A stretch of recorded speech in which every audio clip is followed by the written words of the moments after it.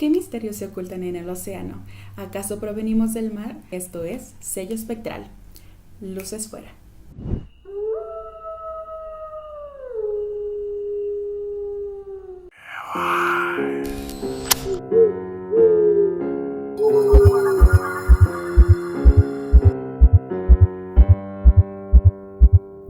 Sello Espectral.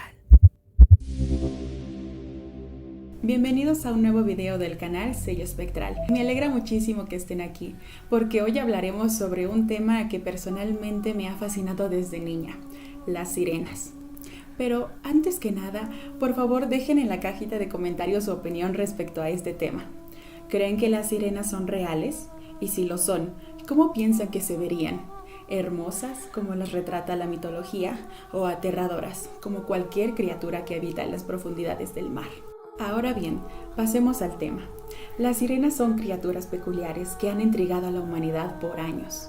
Pero, ¿realmente hay evidencia que respalde su existencia? Prepárense porque hoy descubriremos la teoría del simio acuático. Comencemos. Primero, quisiera contarles un poco sobre el animal que están viendo en pantalla. Este curioso animalito vivió durante la era del Eoceno, una etapa posterior a los dinosaurios, pero muy anterior a los humanos, entre hace 53 y 40 millones de años. Su nombre es Pakicetus inachus y medía el equivalente a un lobo de nuestros días. Además, era un mamífero, es decir, era de sangre caliente, y como pueden ver, era un animal cuadrúpedo, cubierto de pelaje y sobre todo, era 100% terrestre. Y se estarán preguntando, ¿qué tiene que ver esto con las sirenas? Pues todo, porque este curioso animalito, créanlo o no, es un ancestro de la ballena. Así es. Ciertos animales que hoy viven enteramente en el agua, como las ballenas o los delfines, alguna vez hace millones de años caminaron en cuatro patas. Eran seres vivos terrestres por completo y se fueron adentrando en el agua para adaptarse a las condiciones que el entorno les exigía. Y como los ancestros de las ballenas son mamíferos, tienen pulmones, como nosotros, y necesitan salir a la superficie para respirar. Y bueno, lo que quiero decir con todo esto es que es posible y comprobable que exista un animal cuyo ancestro haya sido anteriormente 100% terrestre y que gracias a la evolución hoy en día sea 100% acuático, como los delfines, las orcas, las ballenas y muchos otros cetáceos. Pero entonces, ¿qué pasó en la historia de la evolución? ¿Cómo es que estos animales originalmente terrestres terminaron en la inmensidad del océano?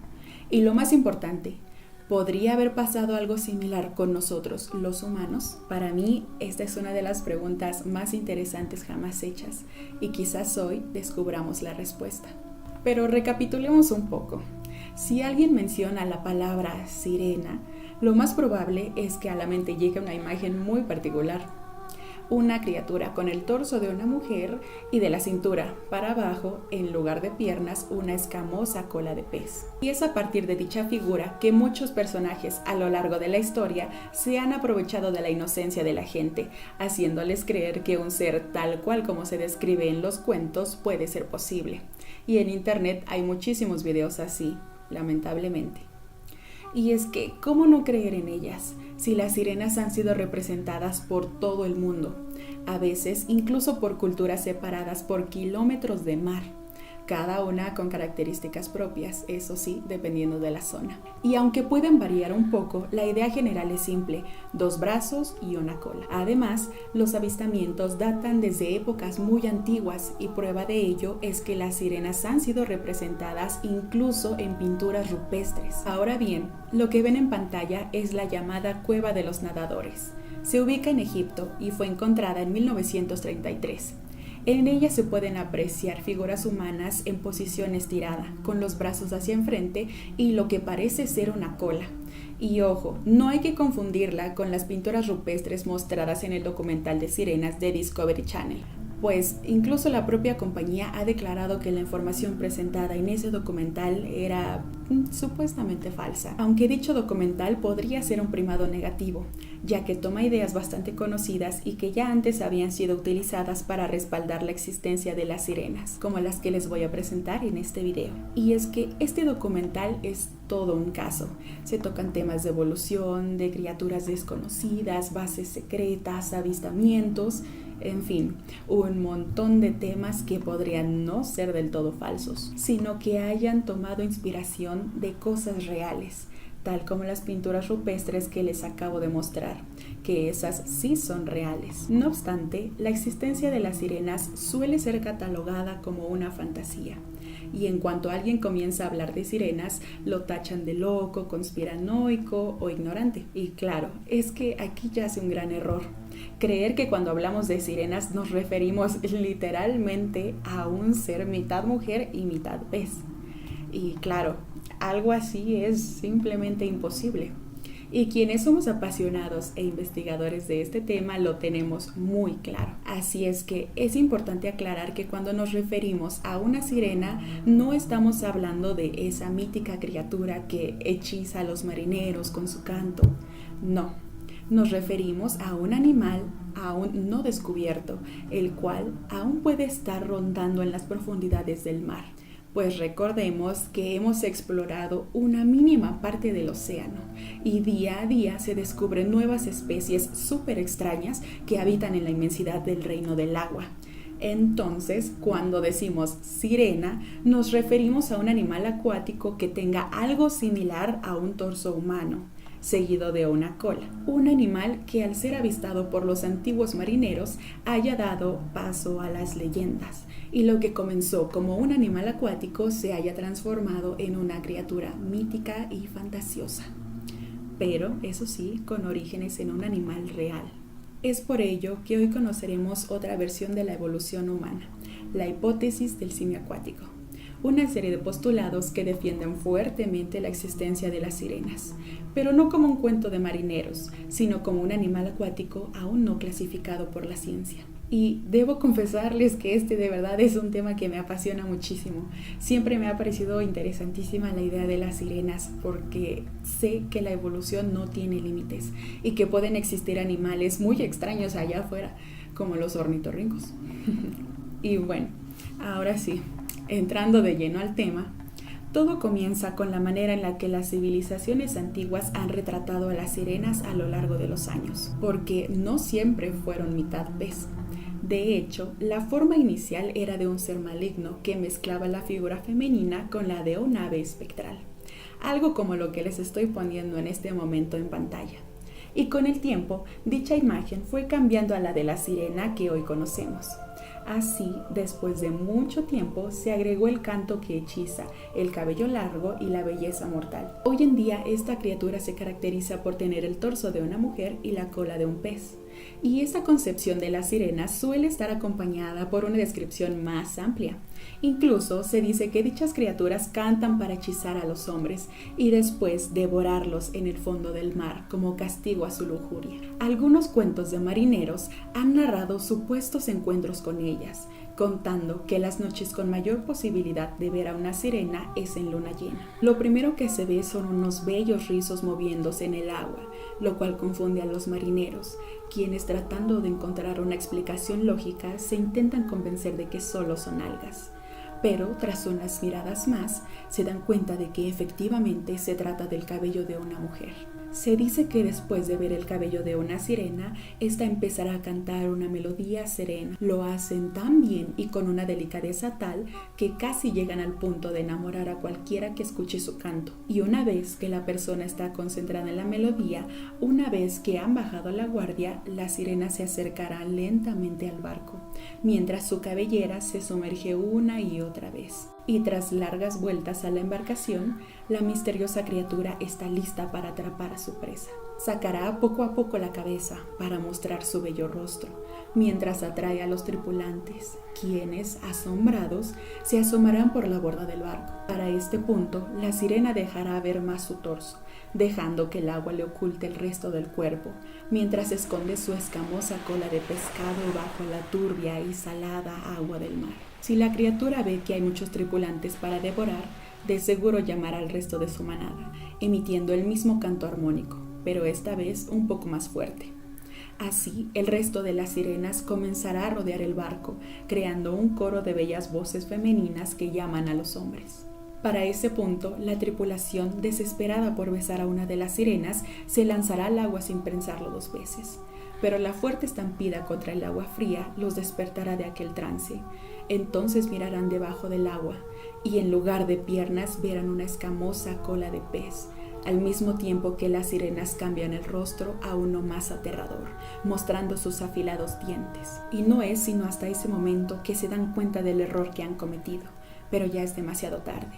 Las sirenas tomarán a su presa y la hundirán hasta el fondo del mar, ahogando a los hombres poco a poco, mientras estos guardan en la memoria lo último que verán de este mundo, aquella larga e inmensa cola de pescado. Esta es la concepción más popular que se tiene sobre las sirenas. Sin embargo, esa historia es demasiado mítica para ser real, ¿no lo creen? Pero la existencia de las sirenas en algún punto de la evolución humana es una interrogante que ha dejado pensando a todos los criptozoólogos, sobre todo en la búsqueda de una explicación que respalde la existencia de estos seres tan extraordinarios. Y fue así como surgió la conocida hipótesis del simio acuático. Dicha hipótesis es una de las bases más fuertes en las que se basan las creencias sobre la existencia de las sirenas. Los postulados que la integran no pretenden argumentar que estas criaturas existen tal cual como se han retratado por años en la mitología. La teoría del simio acuático intenta explicar algunas características que pueden entenderse mejor si en algún punto nuestros ancestros hubieran pasado la mayor parte del tiempo en el agua. Además, busca presentar una posible ramificación del ser humano, dando origen a 2 homínidos, uno terrestre y uno acuático, el cual podría ser el punto de creación de las sirenas. La hipótesis ha pasado por diversos autores que han aportado a la investigación. El primero fue el médico alemán Max Westenhofer. Él fue el primero en señalar que era posible que la evolución de los homínidos haya pasado en algún punto por un ambiente acuático. Y si se están preguntando qué es un homínido, se refiere a la clasificación en la que entran primates que carecen de colita. Por ejemplo, el chimpancé, el gorila, el orangután y nosotros. Y bueno, con esto ya se entiende a qué se refiere un grupo taxonómico donde entra nuestra especie, el Homo sapiens. Y ojo, este autor alemán no planteó en sí la teoría del simio acuático, sino que señaló que era posible que los homínidos se hubieran adaptado a un entorno acuático de manera parcial, y en ello puede entrar la habilidad de nadar, la cual no es una característica única de los seres humanos. Pero vamos a incluir a este primer investigador en esta lista por ser el primero que se atrevió a hablar de esto. El segundo autor es de quien proviene el nombre teoría del simio acuático, que como sabemos estaría mal llamarla teoría porque no cumple con lo necesario para ser una teoría. Pero bueno, esto no es la academia, así que vamos a dejarlo pasar. Como les decía, el segundo fue el británico Alistair Hardy, y busqué qué había estudiado esta persona, pero no había nada en concreto. Algunos dicen que era un biólogo marino, otros que era un zoólogo, y que incluso ingresó a la Universidad de Oxford. Pero como no encontré una fuente confiable y yo no les puedo asegurar nada, vamos a dejarlo en que era un investigador naturalista. Y bueno, este hombre, y de manera muy ingeniosa por cierto, comenzó a preguntarse por qué somos tan diferentes de otros homínidos. Notó que tenemos una gruesa capa de grasa debajo de la piel, la cual no es estacionaria como la de otros animales. También señaló otras características, pero esas las abordaremos a detalle más adelante. La tercera persona es la escritora británica Elaine Morgan. Ella popularizó la teoría a través de sus libros, donde señaló, al igual que los otros 2 investigadores, que la teoría de la sabana y el desarrollo 100% terrestre no podía explicar algunas adaptaciones y posibles vestigios de la evolución que hoy vemos en nuestro cuerpo. A través de un conjunto de planteamientos, Elaine buscó defender que los antecesores inmediatos de los seres humanos y de algunos homínidos viene de un ambiente semiacuático cerca de las costas africanas. Dentro de estos postulados se expone que este ambiente se iba intercalando entre tierra firme y agua, sobre todo para huir de los depredadores y buscar alimentos como crustáceos.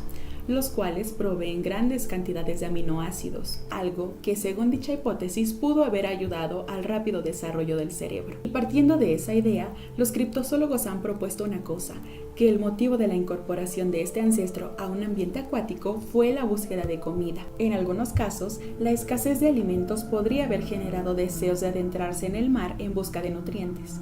Y al descubrir los crustáceos y los mariscos, los homínidos podrían haber desarrollado mayores capacidades cerebrales, ayudándolos a evolucionar.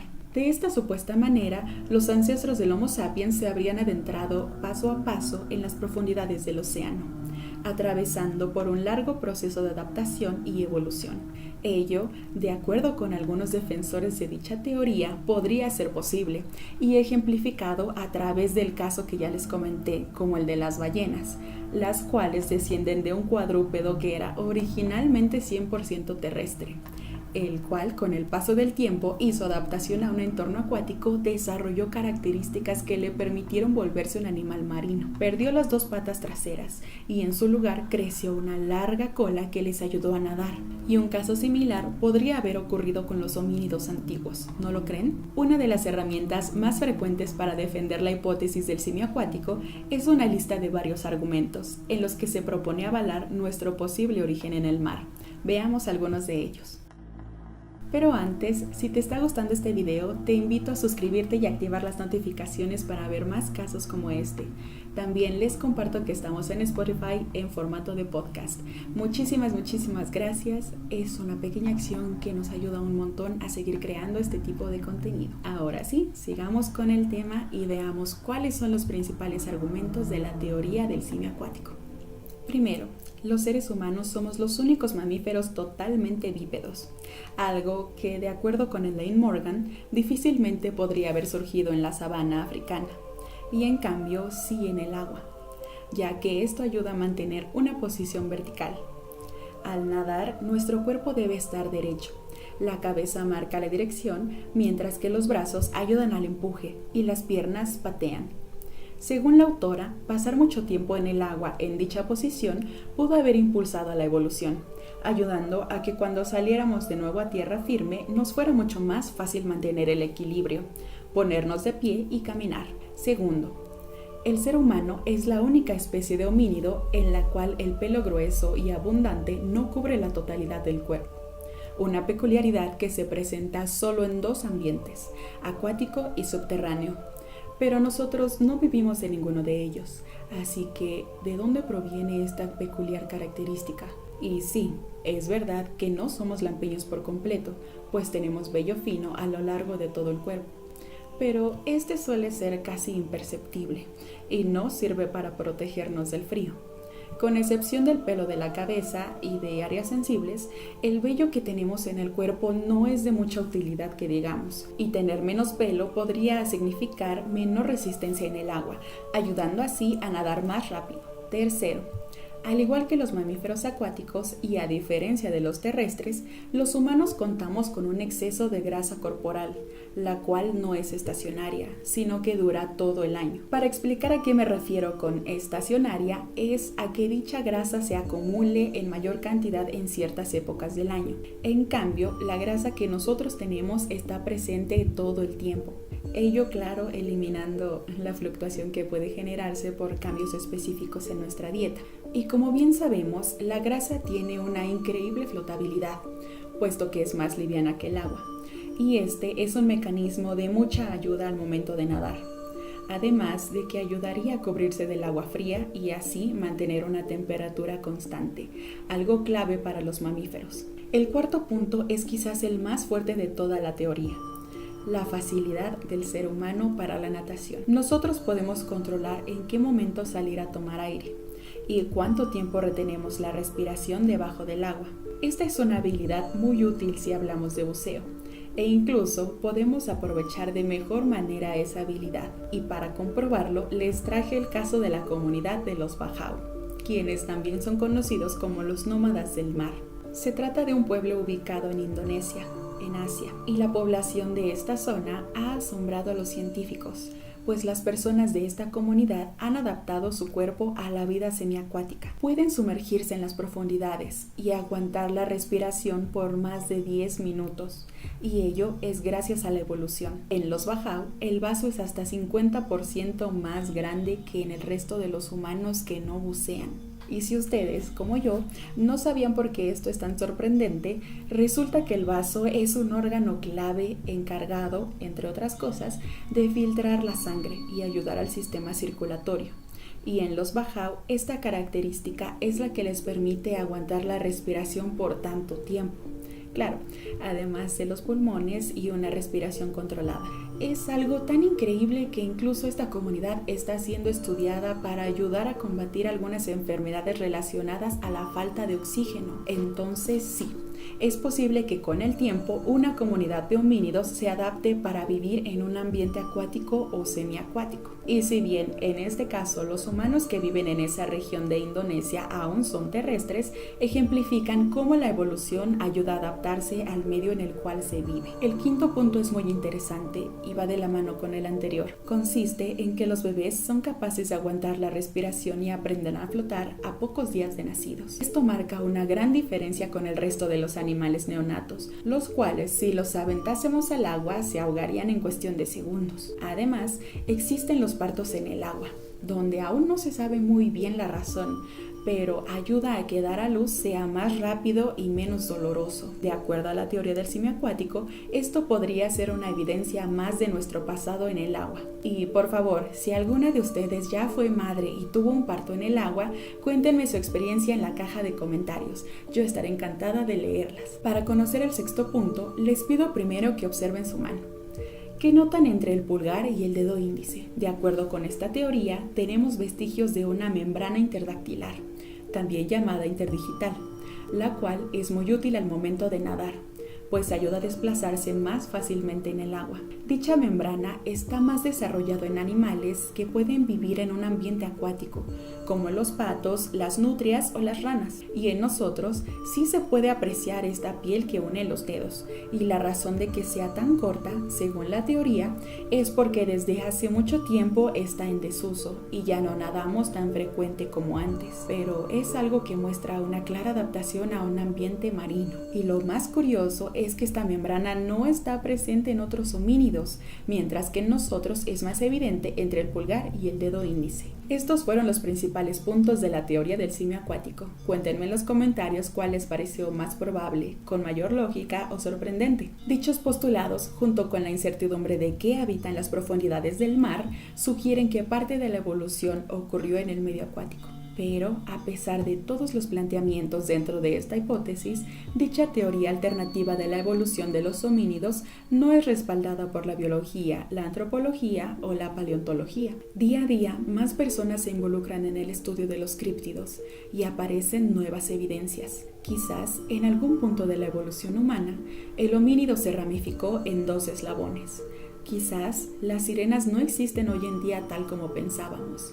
Tal vez permanecen ocultas en lo profundo del mar, aguardando a ser descubiertas, esperando a que su existencia por fin sea una realidad. Y con esto llegamos al final de este video. Me gustaría saber qué les pareció este caso. A mí personalmente me sorprendió la historia de la evolución de las ballenas. Me parece increíble cómo un animal 100% terrestre puede volverse acuático y del tamaño de una ballena. Y después de investigar este caso, puedo ver la forma en la que todo podría hilarse con la ramificación de los homínidos y el surgimiento de las sirenas. Y ya solo me queda agradecerles por estar aquí. Y si llegaron hasta el final de este video, pueden dejar el emoji de una sirena. Igual, si les gustaría ver algún caso, pueden dejarlo en los comentarios. Los invito a suscribirse y activar las notificaciones. Píquenle a la campanita. Y recuerden que estamos en YouTube y en Spotify. Y con eso cerramos. Nos vemos en el siguiente video. Luces fuera.